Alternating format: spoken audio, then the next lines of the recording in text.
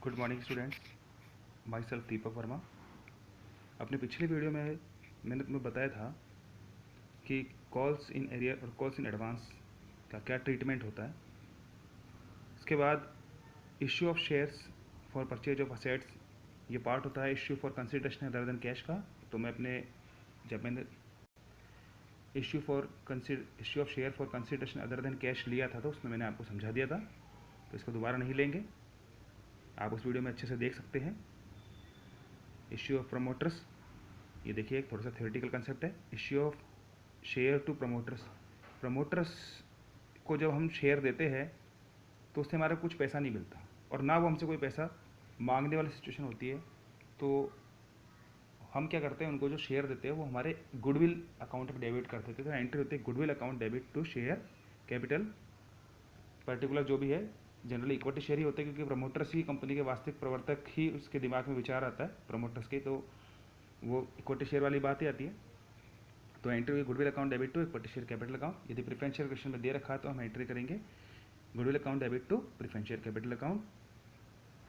तो ये प्रमोटर्स क्या होते हैं, जब आपने बिजनेस स्टडी में पढ़ा होगा कंपनी के बारे में या फिर कंपनी लॉ में पढ़ोगे, तो कंपनी का जो सबसे पहला जो पार्ट होता है कंपनी बनने का, वो होता है उनके प्रवर्तकों, मतलब प्रमोटर्स के दिमाग में वो आइडिया आना,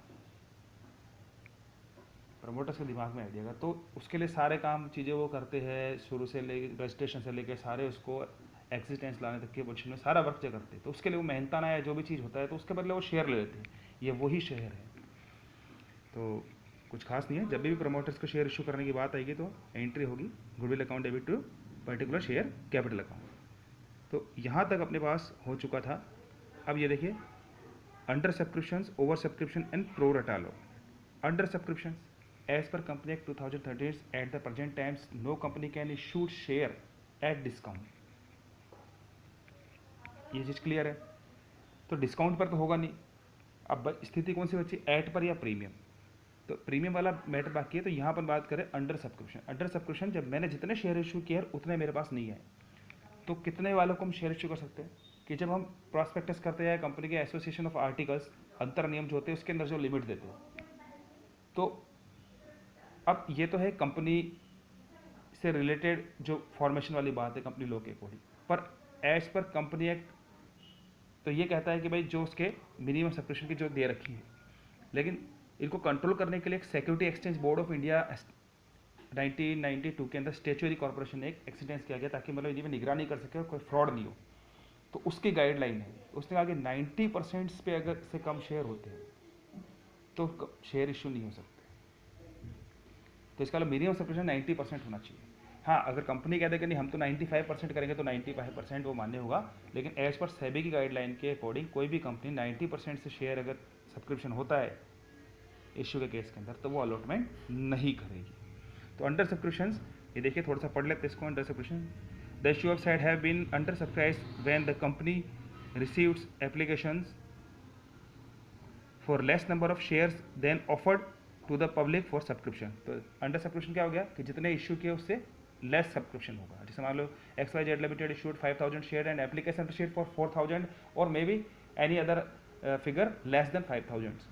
तो 5000 इशू किया और 5000 से कोई सा भी कम का डेटा अपने पास आया, मतलब एप्लीकेशन आए, तो हम कहेंगे अंडर सब्सक्रिप्शन हुआ है, ये बात होगी। In this case company is not to face any problem regarding allotment since every applications will be allotted all the shares applied for, but the company can proceeds with allotment provided the subscriptions for shares is at least equal to the minimum required number of shares terms as minimum subscriptions।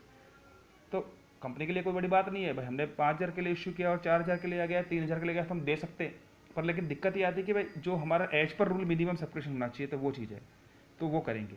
तो वो मैंने इसके लिए आपको detail में बता ही दिया कि जो हमारे एसोसिएशन आर्टिकल में या जो प्रॉस्पेक्टस में जो इशू करते हैं तो मिनिमम सब्सक्रिप्शन के बारे में बताते हैं। जनरली प्रॉस्पेक्टस में ही होता है, प्रॉस्पेक्टस में हमने आपको बताया कि इतना मिनिमम सब्सक्रिप्शन होना चाहिए, लेकिन वो किसी भी स्थिति के अंदर 90% से कम नहीं शो कर सकते। क्यों नहीं कर सकते? क्योंकि सेबी एक एक्सचेंज बोर्ड है, सिक्योरिटी एक्सचेंज बोर्ड अपने पास बना हुआ है और इंडिया का, तो वो कहता है कि नहीं 90% से कम नहीं होना चाहिए, तो 90% तो होगा ही होगा।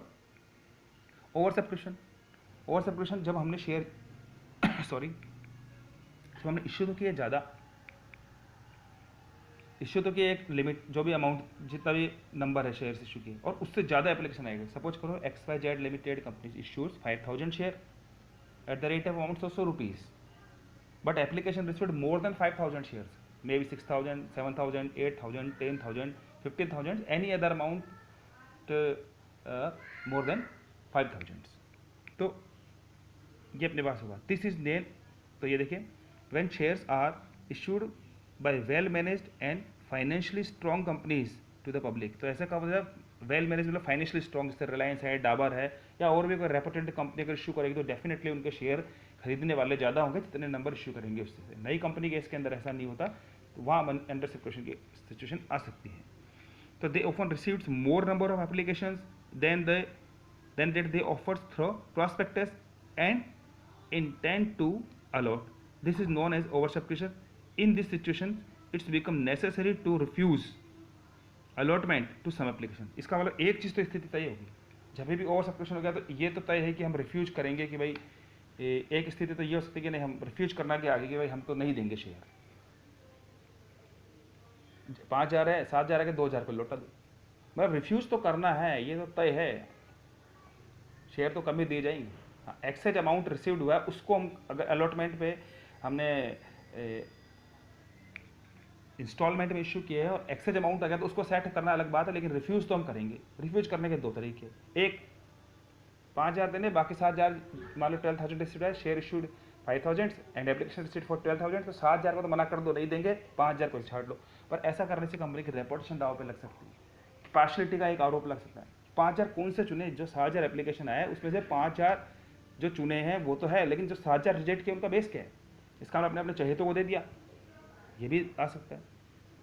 तो उसके लिए फिर एक बनाते, जैसे एप्लीकेशन मान लो किसी ने, मैं कहता हूँ कि हमने एक कंपनी बोर्ड डिसाइड करता है कि 5 से कम एप्लीकेशन आते हैं उनको रिजेक्ट कर दो। एक तो ये भी हो सकता है कि भाई एक मिनिमम नंबर वाले कि भाई जो ज़्यादा मांगा वो करके, पर वो भी सही नहीं मानते एक तरह से। क्यों नहीं मानते, कई बार नहीं माना जाता क्योंकि भाई जरूरत होना है, जो फाइनेंशियली स्ट्रॉन्ग है, ज़्यादा इन्वेस्टमेंट करेगा तो 1000 शेयर भी ले सकता है और कोई व्यक्ति 1 शेयर भी ले ले, इसका मतलब आप वहाँ पे भी आपने पार्शलिटी कर दी कि नहीं, जो ज़्यादा स्ट्रॉन्ग है, ज़्यादा पूंजीपति वर्ग है उसको तुम कर रहे हो।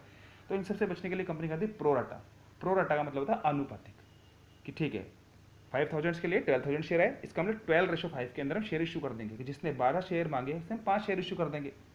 तो ऐसा करने से शेयर रिफ्यूज वाला अमाउंट भी रिफ्यूज भी हो गए और सबको नाराज भी नहीं किया, कि जिसने 12 शेयर मांगे उससे 5 शेयर दे दो। तो इस तरह से हमारे पास एक प्रोराटा बेस हो जाएगा। सपोज करो 5000 शेयर है और एप्लीकेशन रिसीव्ड हो गई 10000, तो जिसने 10 मांगे उसे 5 कर दो 2:1 के अंदर, कि जिसने 2 मांगे उसे 1 शेयर कर दो।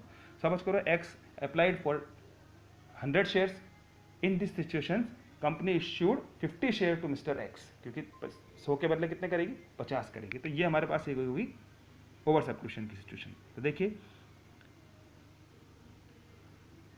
इन this situation it's become necessary, हो गया था ये अपने पास।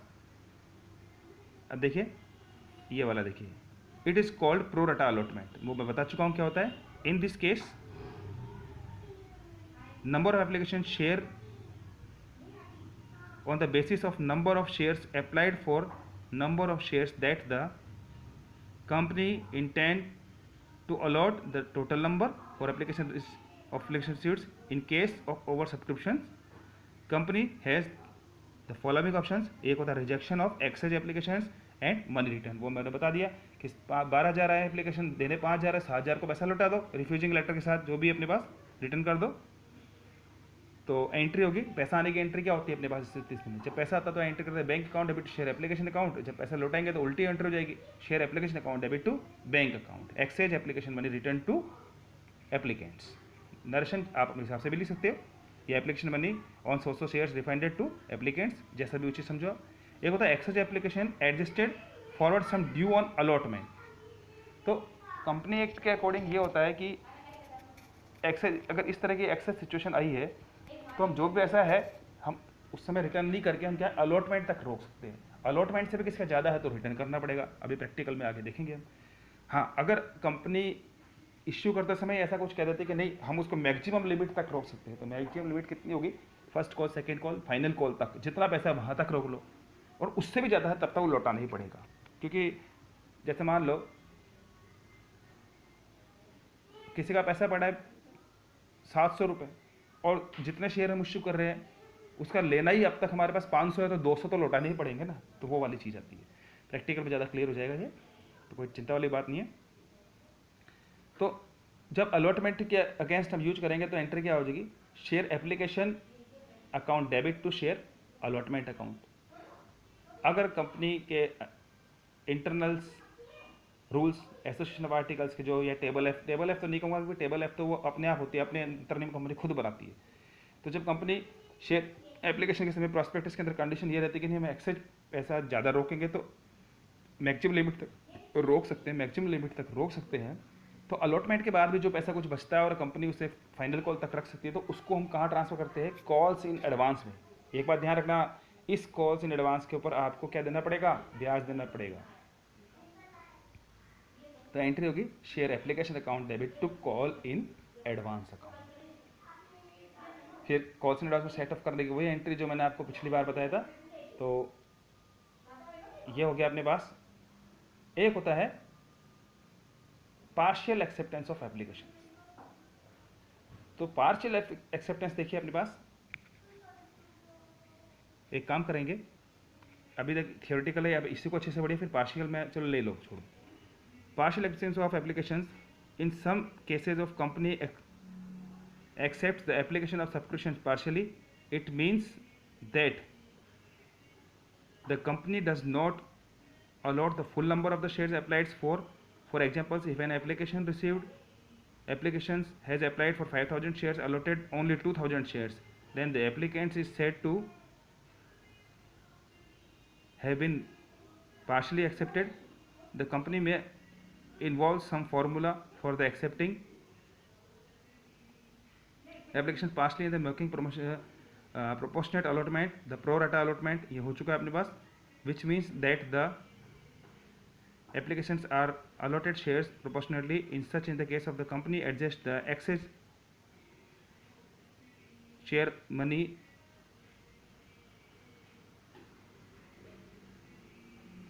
received on application towards share allotment money due on the partially accepted applicants. The general entry according to the adjustment of the application's money towards share allotment money is an adjust share application account debit to share allotment account. ये वही चीज़ है जो ऊपर निवास आई थी। हाँ, इसमें एक चीज़ एक्सप्लेन करता हूँ जो इसने नहीं बताई है, कि कई बार हम क्या होता है कि अपने एक सिचुएशन के अकॉर्डिंग करते हैं कि हम सबको तो मना नहीं करते और सबको दे भी नहीं सकते।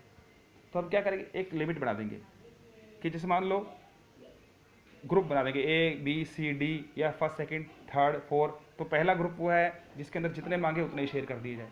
ऐसा क्यों करती है कंपनी, क्योंकि जैसे जो बड़े इन्वेस्टर ऐसे हैं, अगर उनको भी हम ऐसा करेंगे, जैसे एक व्यक्ति ने 5 मांगे और उसको हम 3 दे रहे हैं, मान लो 5:3 के अंदर है, और किसी व्यक्ति ने हमसे 20,000 मांगे, फिर हम उसे कहते हैं कि नहीं हम तो तुम्हारे को 12,000 देंगे, तो वो उनको 8,000 बहुत बड़ा अमाउंट है उनके लिए इन्वेस्टमेंट का, तो वो एक गलत होता है। तो हमने डिसाइड किया कि हाँ इतने जैसे मान लो किसी ने अप्लाइड किया 5,000 शेयर के लिए, तो जिसने 5,000 के लिए अप्लाइड किया उसे पूरे शेयर दे दो।